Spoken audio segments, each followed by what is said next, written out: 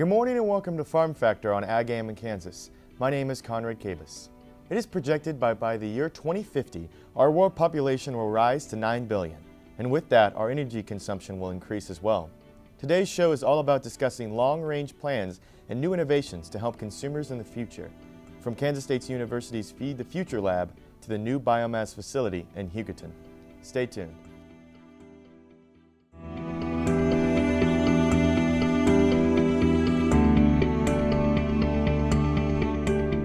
Closed captioning brought to you by Kansas Soybean Commission. The Soybean Checkoff, Progress, powered by Kansas farmers.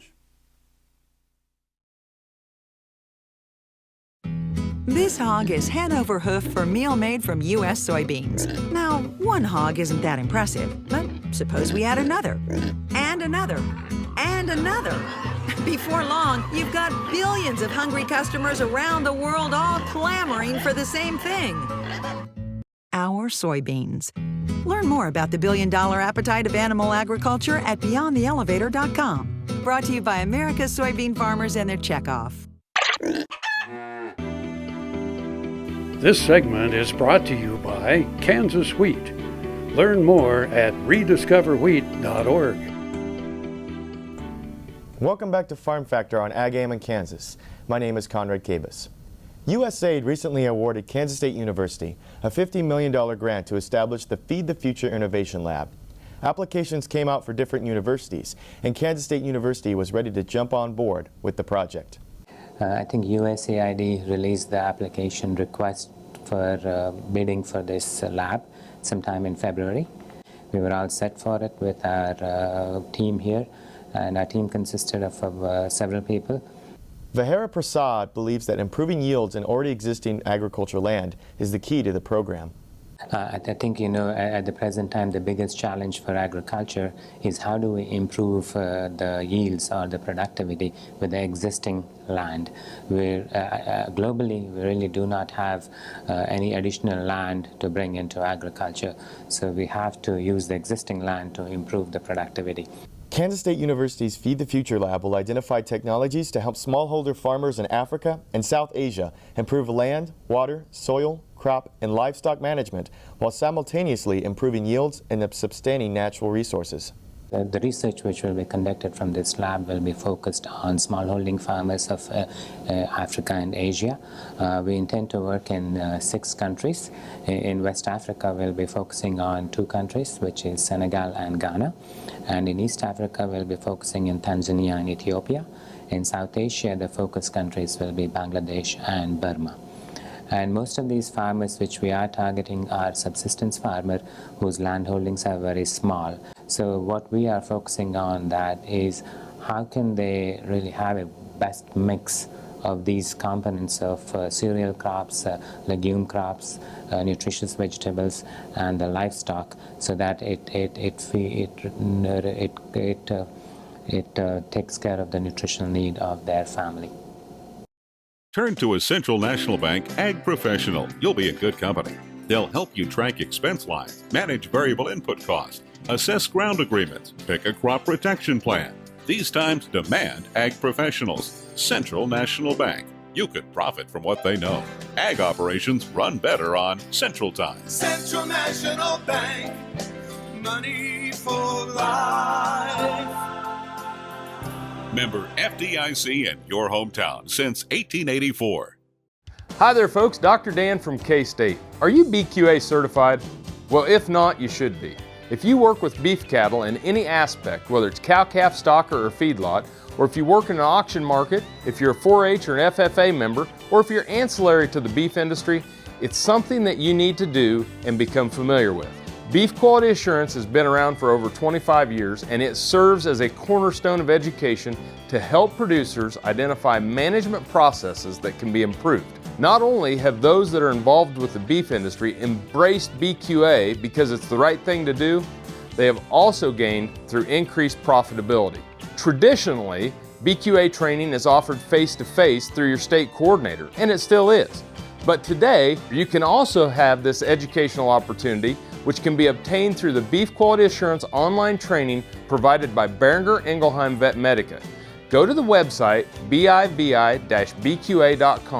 where you can register and become BQA certified at no cost to you between now and October 31st. Also, if you register and become certified between now and October 31st, you can also be entered into a drawing to win some great prizes, including a tailgate package valued at $500. It's a great program. It's been around for almost 3 decades. It's a cornerstone to safe, wholesome, affordable beef. It's beef quality assurance. Get certified today. Tallgrass Commodities offers producers bulk commodities at a reasonable price with reliable service throughout the whole Midwest. To find out more about Tallgrass Commodities, visit tallgrass.us or call 785-494-8484. This segment is brought to you by Central National Bank. Put our ag professionals to work for you. Good morning and welcome back to Farm Factor on Ag AM in Kansas. My name is Conrad Kabus. The Feed the Future Innovation Lab at Kansas State University was recently allocated $50 million as a grant and describes how the grant will be used for research. I think this is overall this is a $50 million grant. There are 4 components for this Sustainable Intensification Innovation Lab. The first one is called what we call as management entity, and that will be the Kansas State University. So we'll manage the program. And about $5 million will be allocated for Kansas State University for managing this grant. And there will be 2 additional consortium members. One is based on the use of geospatial tools for farming systems research, and that will be managed by University of California at Davis. That's a $5 million towards that activity. And the third part, or the second consortium, is the appropriate scale mechanization. The focus of that will be how do we scale technologies to smallholding farmers to improve the yield, income, and nutrition, and that will be another $5 million. We have not identified the entity yet, but we'll be requesting for proposals to manage that particular component. That will be $5 million. And there will be another $10 million which Kansas State University will give out to other U.S. universities or other international organizations to focus on activities which are related to sustainable intensification. They also anticipate using grants for different kinds of research around the nation and for different countries. We expect to give out about 10 awards, each to the extent of $1 million over the 5 years. So that would be the strategy. And the main focus of the research of those research awards will have to deal with the components of sustainable intensification. And the main components of sustainable intensification is going to be the crop-livestock interaction, will be one of the focus areas, and how do we improve the efficiency of or manage the inputs, including the land, soil, water, and crop management. And then the third will be on climate smart agriculture. That is, how can we use how we adapt to the changing climates, either be it increased rainfall or drought events or cold temperature events or high temperature events or occurrence of any diseases or pests with respect to the weather variations. How do farmers manage that? And then the fourth component is going to be how do we increase biodiversity, because biodiversity is one of the ways which we can really make the agriculture resilient to changes in weather or other environmental factors. So the biodiversity will be an important focus. And then we expect that the USAID missions, that is the embassies which are in these 6 countries, will also give some money, about $1.2 million over the period of 5 years. We expect that those will go towards also for research in those countries, bid it out competitively. So that's how the structure of the overall $50 million will be. We expect to do this type of activities. American innovation is being driven in places you might not expect by people like Brent Hayek, an Oklahoma family farmer, who recently set a world land speed record in a Ford Super Duty pickup truck powered by renewable B20 biodiesel. Advanced performance is here, now, putting America on the fast track to more jobs and energy independence. Biodiesel, America's advanced biofuel. Valley Vet Supply is devoted to providing information and professional quality products at reasonable prices. Valley Vet Supply. Soil is the life of a farm, and for 25 years, SureCrop Liquid Crop Nutrition has helped growers produce abundant quality crops while preserving and improving the soils they steward. SureCrop offers complete soil and plant analysis with cropping recommendations, delivery direct to your on-farm storage, and quality crop nutrition custom blended for your field. Choose SureCrop for the assurance of excellence for your soil. Call today or visit their website for more. This segment is brought to you by the Kansas Soybean Commission. The Soybean Checkoff. Progress powered by Kansas farmers. Good morning and welcome back to Farm Factor on Ag Game in Kansas. I'm your host, Conrad Kabus.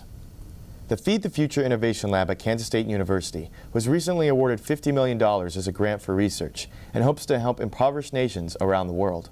We picked these specific 6 countries based on the current needs, the nutritional status, the level of poverty, and then the opportunities for intensification to be successful in those countries. So that was the first criteria we used to pick these 6 countries, because there are about 19 to 22 Feed the Future countries, which USAID calls them. That's where you can get the most impact in terms of providing food to the poorest of the poor. So that's why we chose these 6 countries. The university's relationship with those countries has helped with the program's success. And we have a very good collaboration in all of these 6 countries, either through other innovation labs, which are already working in those places, and then traditionally we had research projects working in those countries. So it was a very good venue for us to go back with those relationships which we built over the last 10 years, and then address them more specifically to how to improve the productivity of smallholding farmers. They also anticipate bringing even more people on the project with the help of human capacity building. The human capacity building is mostly related to graduate degrees. Like, for example, we'll be bringing a lot of young scientists and also students from those countries to get doctoral and master's degrees at Kansas State University. While at Kansas State University, they'll have an opportunity to interact with our U.S. students and also learn about how we do agriculture here. And then some of those technologies which we learn here could be taken back and implemented in their countries. If you look at agriculture, the issues related to agriculture in developing countries and developed countries are pretty much the same. Producers in both countries want to improve their productivity. They want higher yields. They want higher income. They want to be able to produce nutritious food. So the issues are the same, just the scale at which we operate is different. Tar Waters has what you need for all seasons for around the farm and home. Working, hunting, growing, feeding, snow removal, even fun for the kids. And a service department with experienced techs to help keep your equipment in top running condition. Tar Waters has a huge selection and the best prices. Tarwater Farm and Home, family owned and operated since 1978. They have what you need. Hello friends, I'm Ernie Rodina. And I'm Dawn Dawson with the Better Horses Radio Show. For over 9 years, we've been bringing the Better Horses Radio Show to markets all across the Midwest. We talk about God, lots about horses. We talk about cows, we talk about horse health, we talk to top trainers, and we even talk about Roy Rogers. We're having a blast with Better Horses Radio Show and would love to take it to a market near you. So visit our website at betterhorsesradio.com and let us or your local radio station know you'd like to hear it in your area. The Better Horses Radio Show is unbelievable. Now another gardening tip with Annette Jackson. Fall is a great time to plant trees, shrubs, and perennials. Root development this fall means more growth with less watering next year. For faster root growth, always use Fertilome Root Stimulator. It is the only stimulator which contains IBA rooting hormone. Use Fertilome tree and shrub food after the plant has been planted for a month. Save 25% now on Jackson's homegrown hardy perennials. Let Jackson's friendly staff help you select the best plants for your landscape. This segment is brought to you by Santa Fe Trail Meats in Overbrook, or visit us online at sftmeats.com. Good morning and welcome back to Farm Factor on Ag AM in Kansas. I'm your host, Conrad Kabus. The Feed the Future Innovation Lab at Kansas State University was recently awarded $50 million as a grant for research. Gary Przinski is a researcher for the project and describes the need for more people to be on the program. We do have a fair amount of staffing that we have to do to get the lab up and running. Dr. Prasad is the director. I would say with absolute certainty that if it weren't for his reputation with USAID and his international work, we never would have received this grant. Then we'll be hiring additional personnel. Some will be based here at Kansas State. And then there will be 3 key positions that are in 3 of the 6 target countries. We call those regional coordinators. And they will be people who will interact with the researchers who are doing the projects and helping to ensure the projects are successful. More importantly, they'll be interacting with some of the national agricultural research organizations in the target countries and actually working with farmers to try and extend the knowledge that we obtain in the research that will be done by the Sustainable Intensification Lab, as well as existing knowledge that is already out there that would allow the farmers to produce more food on the same land base. A big concern is food spoilage. 1/3 of the food produced in the United States is wasted anyway. In developing countries, food spoilage is mostly caused by inappropriate storage techniques. Kansas State actually has 4 Feed the Future innovation labs, and one of them is specifically targeted at what we call post-harvest losses. Here in the U.S., most of that food spoilage is fruits and vegetables and prepared foods that don't get consumed and go bad and are thrown away. That's also true in developing countries, but in addition, they don't have the means to store staple crops such as corn grain, sorghum, rice, wheat, because it'll mold or get insects and mice and other vermin into them, and it'll literally rot in place. So they can't even store their staple foods for long periods of time to have that extended food supply. I've seen myself in Niger sorghum storage that was basically a thatch container with a thatch roof, and they put whole sorghum heads in there, and that was their means of storage. And you know, that's just inviting mold and other ways for that grain to decompose over time. They don't have the means to build a nice steel grain bin with an aeration floor and thrash the grain prior to putting it in there. So those solutions aren't even practical for them. But yet there are things that they can do that will help preserve their food for longer periods of time and therefore be available to market as well as be available for their own consumption.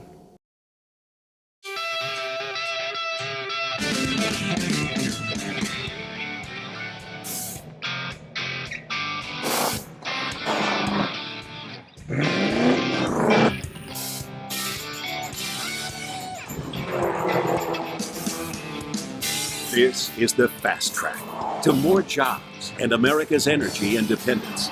Advanced performance is here, now. Biodiesel, America's advanced biofuel. The Kansas Wheat Innovation Center in Manhattan is rediscovering ways to get improved varieties and new genetics in the hands of farmers faster. Grower-led and checkoff-funded research initiatives are bringing about positive change. This grassroots leadership provides a strong voice in Topeka and Washington, D.C. Now is the time to partner with Kansas Wheat in moving wheat forward. Kansas Wheat Commission and Kansas Association of Wheat Growers.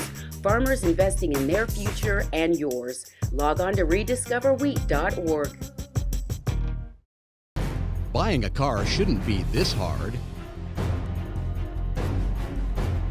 And at Brown Chevrolet Buick in Wamego, it isn't. It's actually awesome.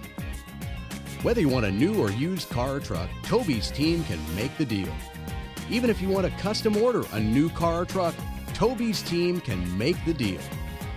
See Toby's team at Brown Chevrolet Buick in Wamego. We're awesome. Ag AM in Kansas is brought to you in part by Sure Crop, liquid crop nutrition delivered right to your farm. Welcome back to Farm Factor. Abengoya Bioenergy is building its first commercial plant in Hugoton. The facility is expected to use about 1,300 tons of crop residue and grass a day to make ethanol. We sat down with Executive Vice President Chris Stanley, who expressed his concern for alternative fuels. One of the best alternatives, we believe, is a cellulosic ethanol mix. Ethanol is available widely today. It constitutes about 10% of the U.S. transportation fuel supply.